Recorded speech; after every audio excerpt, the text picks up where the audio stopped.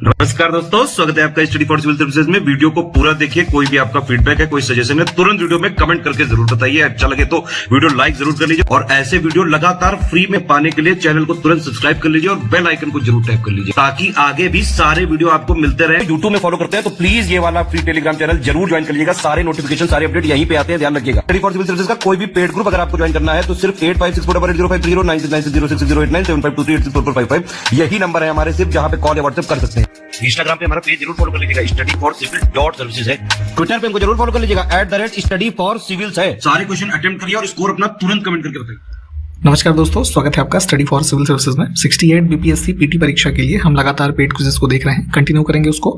Paid groups अगर आपको join करने हैं 68 बीपीएससी के लिए तो हमारे नीचे डिस्क्रिप्शन बॉक्स में नंबर्स दे रखे हैं, उस पर कॉन्टैक्ट करिए, पूरी इन्फॉर्मेशन मिल जाएगी आपको वहाँ से। ठीक, तो हम बिना किसी देरी के स्टार्ट करेंगे।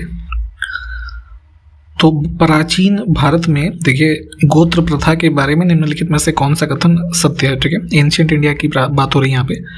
तो देखिए, गोत्र बेसिकली ऐसे समझिए कि किसी भारतीय जाति के भीतर है ना एक वंश खंड को संदर्भित करता है ये। ठीक है, जो इनके जैसे पूर्वज के जो सदस्य हैं उनके वंश के आधार पर अंतर विवाह को प्रतिबंधित करता है। ठीक है, तो इस तरीके से इसको समझ सकते हैं गोत्र प्रथा को। ठीक, तो इसमें क्या है कि समान गोत्र के लोग उस व्यक्ति के वंशज माने जाते थे जिनके नाम पर गोत्र का नाम रखा गया था। तो यही कथन इसमें ठीक है क्योंकि यही डेफिनेशन है। ठीक, तो जैसे अब आगे देखेंगे तो होता क्या है कि जैसे अब भारतीय समाज में अभी भी जैसे पारंपरिक जो वैवाहिक व्यवस्था है तो उसमें एकदम जैसे जो सगोत्र विवाह है उसकी अनुमति नहीं है, मतलब एक ही गोत्र के अगर दो लोग हैं तो उनमें विवाह नहीं हो सकता है। ठीक है, तो ये सब कुछ फीचर्स हैं इसके गोत्र प्रथा के, तो इसको डिटेल में भी आप पढ़ सकते हैं। इसमें फिलहाल हम बी ऑप्शन को चूज करके आगे बढ़ेंगे।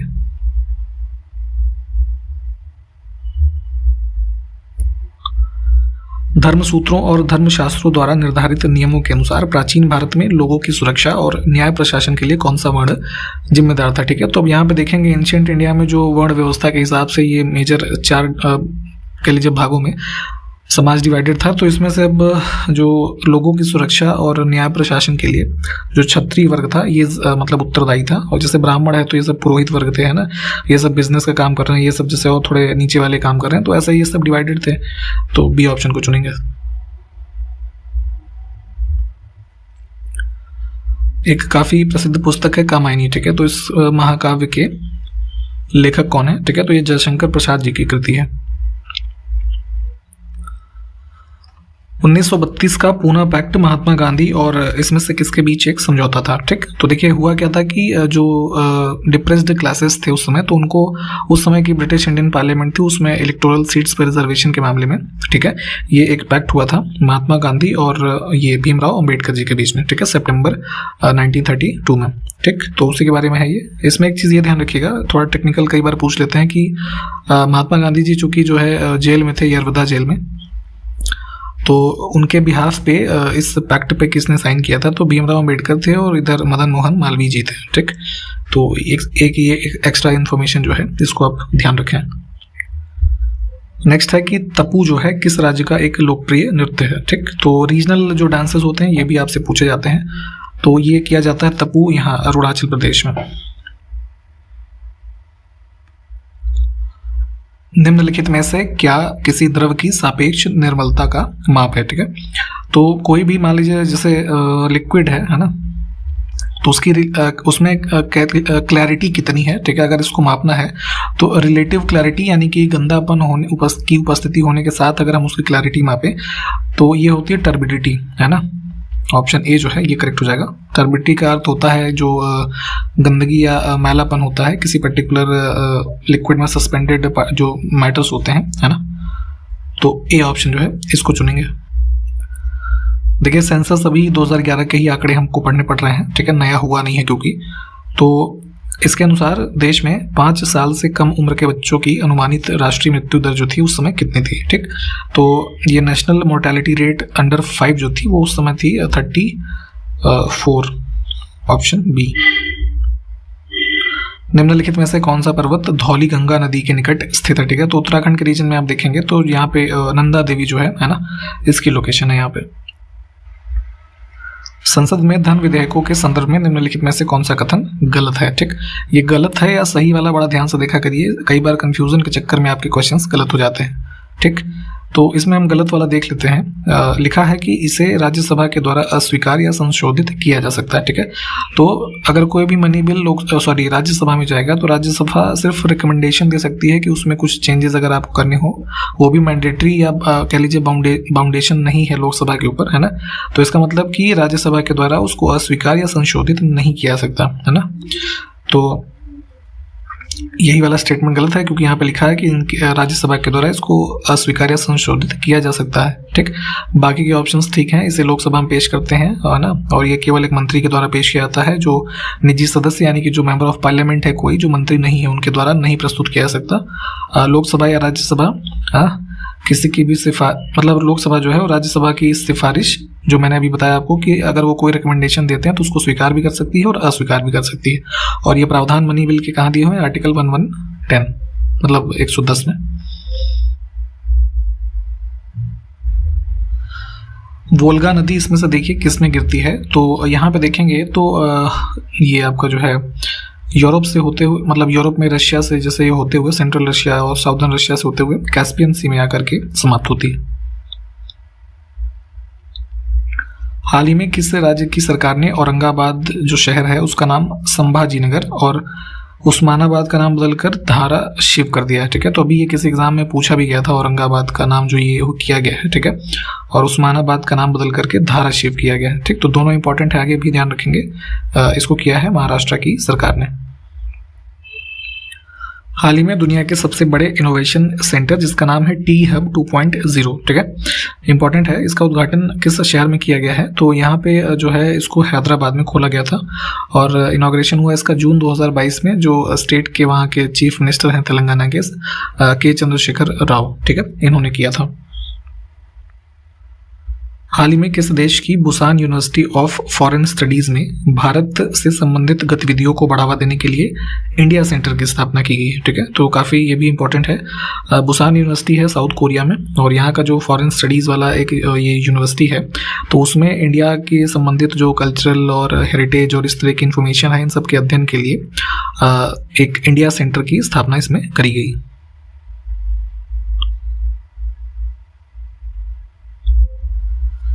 जून 2022 में भारत ने किस समिट के दौरान, देखिए एक स्टेटमेंट है ना, रेजिलिएंट डेमोक्रेसीज स्टेटमेंट 2022, इस पर हस्ताक्षर किए हैं, ठीक। तो जून में G7 समिट हुआ था जर्मनी में, ठीक। तो यहाँ पे फ्रीडम ऑफ एक्सप्रेशन के प्रोटेक्शन ऑनलाइन और ऑफलाइन मीडियम्स में, इन सब संदर्भों के साथ ये स्टेटमेंट जो है साइन किया गया था यहाँ पे, ठीक। तो इसी ऑप्शन को चुनेंगे हम, ऑप्शन ए, है ना। के बिरला फाउंडेशन ने साल 2021 का सरस्वती सम्मान जो है हिंदी भाषा के किस साहित्यकार को मैं तो यहाँ हूँ के लिए प्रदान किया है, ठीक।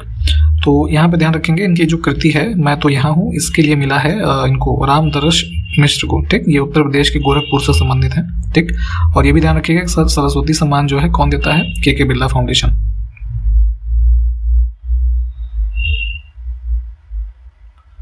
27 जून से 1 जुलाई 2022 के मध्य संयुक्त राष्ट्र महासागर सम्मेलन यूनाइटेड नेशंस ओशियन कॉन्फ्रेंस, ठीक, ये कहाँ पर आयोजित किया गया था? तो लिस्बन पुर्तगाल में, है ना। इसको जो है कह लीजिए सह सम्मेलन इसमें की थी केन्या ने, है ना, केन्या और पुर्तगाल के द्वारा इसको आयोजित किया गया।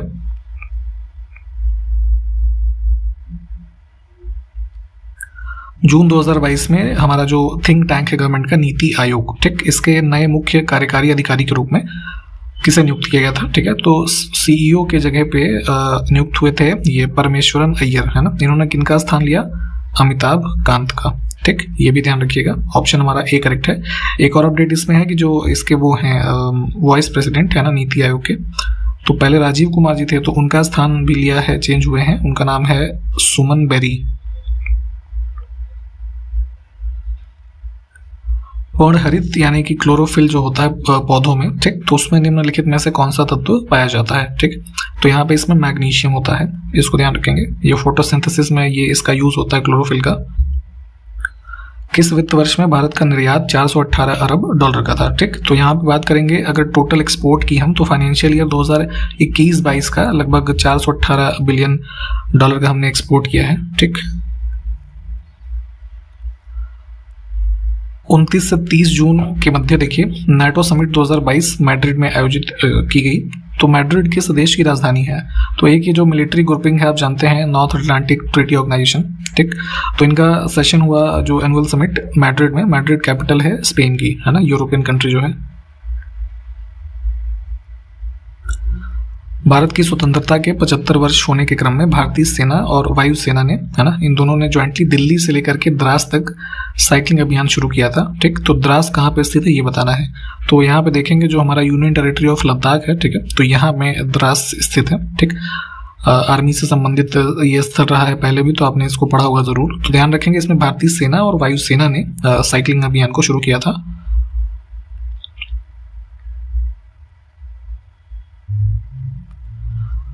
देखिए जो रेलवे प्रोटेक्शन फोर्स होता है आरपीएफ, तो इसके द्वारा एक ऑपरेशन चलाया गया था नार्कोस, है ना। तो इसका संबंध इसमें से किससे है? तो ड्रग ट्रैफिकिंग यानी नशीले पदार्थों की तस्करी को रोकने और उन सब का पता लगाने के लिए, है ना, ये ऑपरेशन अभी हाल ही में चलाया गया था नार्कोस। 1 जुलाई 2022 को देश में वस्तु एवं सेवा कर जीएसटी जिसको आप कहते हैं, इसको लागू हुए कितने वर्ष पूरे हो गए हैं, ठीक है। तो एक वन नेशन वन टैक्सेशन के सिस्टम पे ये जो डेवलप किया गया जीएसटी भारत में, तो 2017 1 जुलाई से ये जो है फोर्स में आया। तो 2022 में कितने साल हो गए? 5 साल हो गए।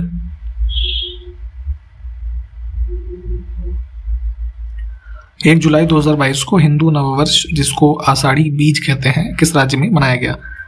तो जैसे इंग्लिश जो ग्रेगोरियन कैलेंडर से आप न्यू ईयर मनाते हैं तो 1 जनवरी को होता है, ठीक। हिंदू कैलेंडर से जैसे अब मनाते हैं तो जो चैत्र का महीना स्टार्ट होता है वहाँ से होता है, ठीक।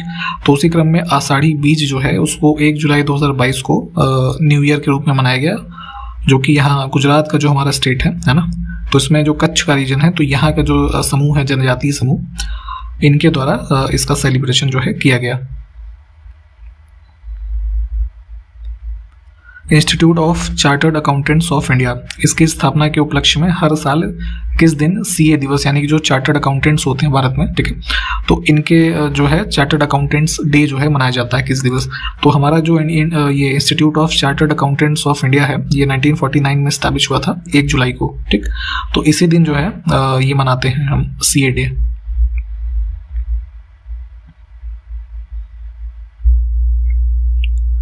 1 से 10 जुलाई 2022 तक जगन्नाथ रथ यात्रा आयोजित की गई। तो जगन्नाथ मंदिर जो है वो किस शहर में स्थित है? तो काफ़ी फेमस ये रथ यात्रा होती है, प्रतिवर्ष आयोजित की जाती है उड़ीसा में, पुरी के अंदर, ठीक। ये टेम्पल भी यहीं पे स्थित है, इसको चुनेंगे हम। हाल ही में किस राज्य की सिनी शेट्टी ने फेमिना मिस इंडिया वर्ल्ड 2022 का खिताब जीता है, ठीक है। तो जैसे ये टाइटल्स होते हैं, तो मिस इंडिया वर्ल्ड का जो खिताब है ना, फेमिना के द्वारा आयोजित किया हुआ, तो सिनी शेट्टी ने जीता है, ये कर्नाटक की हैं। गिनीज बुक ऑफ रिकॉर्ड्स ने किस देश की महिला बैटी नैश, ये इनका नाम है, लगभग 86 वर्ष की इनकी उम्र हो गई है, तो इनको सबसे लंबे समय तक सेवा देने वाली और दुनिया की सबसे उम्र दराज फ्लाइट अटेंडेंट के रूप में मान्यता दी है, ठीक है। तो गिनीज बुक रिकॉर्ड्स में इनको दर्ज किया गया and she is the oldest flight attendant और सबसे लॉन्गेस्ट सर्विंग इनका करियर रहा है। तो फ्लाइट्स में आपने देखा होगा जैसे एयर हॉस्टेसेस वगैरह होती हैं, है ना, तो उन्हीं की बात हो रही है। तो ये यूएस की हैं, ठीक, बैटी नैश। इनका नाम ध्यान रखिएगा, कभी ऐसा नाम देके पूछ सकता है कि किस देश से संबंधित है। केंद्र सरकार के द्वारा हाल ही में अनाउंसमेंट की गई थी कि फुटाला लेक में वाटर स्पोर्ट्स एक्टिविटीज़ को जो है विकसित करने का काम किया जाएगा। तो फुटाला लेक जो है वो कहाँ स्थित है ये बताना है हमको, ठीक। तो सी ऑप्शन हमारा करेक्ट होगा यहाँ से। समुद्र के पानी में निम्नलिखित में से किसका प्रतिशत अधिकतम होता है ये बताना है, ठीक है। तो समुद्र का पानी खारा होता है। खारा क्यों होता है? उसमें सोडियम क्लोराइड यानी कि NaCl की मात्रा होती है सर्वाधिक। 2022 में भारत में इनमें से किस देश के साथ राजनयिक संबंधों के 50 वर्ष पूरे किए हैं, ठीक है। तो 50 साल हो गए हैं हमारे संबंध UAE के साथ, ठीक है। 50 साल पूर्व ही जो है दोनों देशों में एस्टैब्लिशमेंट ऑफ एम्बेसीज और इस तरीके के जो संबंध शुरू हुए, ठीक। तो डी ऑप्शन करेक्ट है। इसका साथ ही 50 साल 2022 में ही पूरे हुए हैं वियतनाम के साथ भी, ठीक। तो इसको भी ध्यान रखिएगा। 90 ईस्ट रिज जो है कहाँ पर है? तो ओशनिक रिजेस के बारे में आप ज्योग्राफी में पढ़ते होंगे, है ना, ओशनोग्राफी जब आपने पढ़ी होगी। तो ये बेसिकली जैसे यहाँ पे अंडमान निकोबार आइलैंड देखते हैं आप, ठीक। तो यहाँ से एक तरीके से ये रीजन स्टार्ट होता है और इधर सेंट पॉल आइलैंड है ना, तो इसमें एक तरीके से यहाँ तक एक्सटेंडेड है, जो कि इंडियन ओशन को आपका जो है वेस्ट और ईस्ट के रूप में कह लीजिए डिवाइड करता है, ठीक। और इसका 90 ईस्ट रिज इसलिए नाम है कि जो ये हमारा ये 90 डिग्री जो मेरिडियन है उसके पैरेलल में इसकी कुछ पोजीशन बनती है, तो इसको मैप में एक बार भी देख लीजिएगा, ठीक है। तो इस वजह से इसको जानते हैं, तो बी ऑप्शन को चुन लीजिए। हाल ही में आदिपुरम त्योहार किस राज्य में मनाया गया है, ठीक है। तो ये एक तरीके से फेस्टिवल मनाते हैं यहाँ आपका जो है तमिलनाडु में। निम्नलिखित में से कौन सा देश कैस्पियन सागर से सीमा बनाता है, ठीक है। इसको भी मैप में आप देख लीजिएगा। तो इसकी बॉर्डरिंग जो कंट्रीज हैं इसमें देखिए इराक नहीं है, अजरबैजान है, ईरान है, कजाकिस्तान है, इसके अलावा तुर्कमेनिस्तान भी है और रशिया है ना। ये सब देश जो है बॉर्डरिंग है। तो इसमें मोर देन 1 वाला जो है इसको चुन लीजिए। बख्तियार खिलजी द्वारा किए गए आक्रमण के समय बिहार और बंगाल का जो रीजन है ये किसके क्षेत्र मतलब किसके अधीन थे ये क्षेत्र, है ना। तो यहाँ पे देखिए जो है ये लक्ष्मण सेन का रूल हुआ करता था, ठीक है। तो बख्तियार खिलजी डायनेस्टी में देखेंगे तो बख्तियार खिलजी के इन्वेजन के बाद से जो है यहाँ आपका जो है एक तरीके से मुस्लिम रूल का जो बंगाल के रीजन में कह लीजिए स्टार्ट हुआ वो यहीं से हो जाता है, ठीक। तो ध्यान रखेंगे ऑप्शन ए जो है ये करेक्ट हुआ। निम्नलिखित में से कौन बिहार के राज्यपाल हैं, ठीक है। गवर्नर ऑफ बिहार अभी वर्तमान में कौन है, फगू चौहान, ठीक। तो यहाँ दिए हुए ऑप्शंस में से ये है नहीं, तो नन ऑफ द अबव चुन लीजिए। 1865 यानी 1865 में निम्नलिखित में से किसे बॉम्बे का पहला नगर आयुक्त नियुक्त किया गया, ठीक। तो जैसे म्यूनिसिपैलिटीज का कॉन्सेप्ट जो है यहाँ पे देखेंगे तो सबसे पहले भारत में शुरू होता है मद्रास जो प्रोविंस था, है ना, वहाँ पे। उसके बाद बॉम्बे में यहाँ पे जब 1865 में पहला म्यूनिसिपल कमिश्नर नियुक्त किया गया, तो यहाँ पे इनका नाम था ये आर्थर क्रॉफर्ड। बी ऑप्शन जो है ये करेक्ट होगा। निम्नलिखित में से कौन से सूक्ष्म जीव के कारण प्लेग होता है, ठीक। तो प्लेग की जो बीमारी है जैसे अलग अलग बीमारियां जो हैं वो उसके जो माइक्रो ऑर्गेनिज्म है जो पॉजिटिव है ना, वो अलग अलग होते हैं, ठीक। तो यहाँ पे अब प्लेग होता है बैक्टीरिया यानी कि जीवाणुओं से। किस प्रकार के ज्वालामुखियों को पृथ्वी के सभी ज्वालामुखियों में सबसे बड़ा माना जाता है, ठीक। तो देखिए ये टाइप्स ऑफ वोल्केनोज हैं, है ना। तो यहाँ पे देखेंगे यूएस में जो हवाईयन आइलैंड है तो वहाँ पे हवाईयन शील्ड वोल्केनो जो है, ठीक, ये इसका वोल्केनो का टाइप होता है। तो हवाईयन शील्ड वोल्केनो जो है वो वैसे भी देखेंगे तो लार्जेस्ट वोल्केनिक माउंटेन है या एक्टिव वोल्केनो जो है विश्व में यही है, ठीक। तो डी ऑप्शन को हम चुनेंगे। इस्लाम का पालन करने वाले लोगों द्वारा कितने आस्था के स्तंभ जो हैं वो स्वीकार किए जाते हैं, ठीक। तो इस्लामिज्म में देखेंगे तो ये धर्म में जिन लोगों की आस्था है या जो लोग इसको प्रैक्टिस करते हैं तो वो 5 जो ऐसे स्तंभ हैं, पिलर्स हैं, उसको यहाँ पे माना गया है इसमें। ऑप्शन ए को हम चुनेंगे। जैसे नाम बता देते हैं आपको इसका, आपका जो है जैसे शहादा होता है एक, सलात होता है, सौन होता है करके, और ज़कात और हज, है ना। थोड़ा इसको डिटेल में आप पढ़ लीजिएगा अगर आपको ज़्यादा इसमें इंटरेस्ट है, फिर भी बेसिक इन्फॉर्मेशन यहाँ पे इतनी जो है ये ज़रूरी है। निम्नलिखित में से कौन सी जनहित याचिका यानी कि पब्लिक इंटरेस्ट लिटिगेशन जो है ना, PIL इसको शॉर्ट फॉर्म में आप कहते हैं, तो निःशुल्क कानूनी सहायता के अधिकार से संबंधित है, ठीक। तो जैसे आपका जो है किसी भी व्यक्ति को, है ना, अगर मान लीजिए कानूनी सलाह चाहिए, ठीक है, वो कैप्टिव है, तो ये इससे संबंधित एक PIL हुई थी हुसैन आरा खातून वर्सेस स्टेट ऑफ बिहार, है ना। तो इसमें इसका प्रोनाउंसमेंट जो है वो किया गया है, तो हम सी ऑप्शन को चुनेंगे। इसको डिटेल में पढ़ लीजिएगा, आपका जो है इंपॉर्टेंट भी है ये। 1932 में अखिल भारतीय हरिजन संघ की स्थापना किसने की थी, ठीक है। तो इसकी स्थापना की गई थी महात्मा गांधी जी के द्वारा। आपको ये बताना है मुझे कि भारतीय हरिजन संघ जो एस्टैब्लिश हुआ ये, तो 1932 से पहले क्या ये किसी रूप में स्थित था, और अगर था तो उसका नाम क्या था, आप ये हमको कमेंट करके बताएं। किसके आवर्त नियम को संशोधित कर आधुनिक आवर्त सारणी के आधार के रूप में परमाणु क्रमांक को अपनाया गया। ठीक, तो बेसिकली ये डेफिनेशन एक तरीके से है कि जो आप वर्तमान में पीरियोडिक टेबल देखते हैं, है ना, तो एटॉमिक नंबर्स और इन सब चीज़ों को मॉडिफाई करने के बाद, है ना, जो प्रस्तुत हुआ नया संस्करण वो किसका है, तो ये दिमित्री मेंडलेव, है ना, इनकी आवर्त सारणी के बारे में केमिस्ट्री में आपने पढ़ा होगा, तो ये यहाँ पे ये उत्तर हो जाएगा। संघ लोक सेवा आयोग यानी कि यूनियन पब्लिक सर्विस कमीशन जो है, ठीक, तो किसके अनुरोध पर किसी राज्य की सभी या किसी भी ज़रूरत को पूरा करता है। ठीक है, तो अगर मान लीजिए किसी स्टेट में उनका पब्लिक सर्विस कमीशन कोई वर्क कर पाने में सक्षम नहीं है, तो ऐसी कंडीशन में उस स्टेट के राज्यपाल जो है यूनियन पब्लिक सर्विस कमीशन से रिक्वेस्ट कर सकते हैं, है ना, कि जो उनके पर्टिकुलर जो कार्य होते हैं उससे संबंधित अगर राज्य में कोई कार्य कैरी आउट करना है तो, है ना, तो इस संदर्भ में यहाँ पे इनके द्वारा ये आवेदन किया जाता है। ठीक, नगर निगम की बैठकों की अध्यक्षता इसमें से कौन करता है। ठीक, तो जिन भी शहरों में म्युनिसिपल कॉरपोरेशंस हैं, है ना, वहाँ पे मेयर का इलेक्शन होता है, तो ऐसी स्थिति में जब नगर निगम की बैठक होती है तो उस बैठक की अध्यक्षता मेयर यानी कि महापौर जो होते हैं संबंधित वो करते हैं। ठीक, बी ऑप्शन करेक्ट है। और यहाँ तक हमने आज के वीडियो में सारे क्वेश्चंस को देखा है।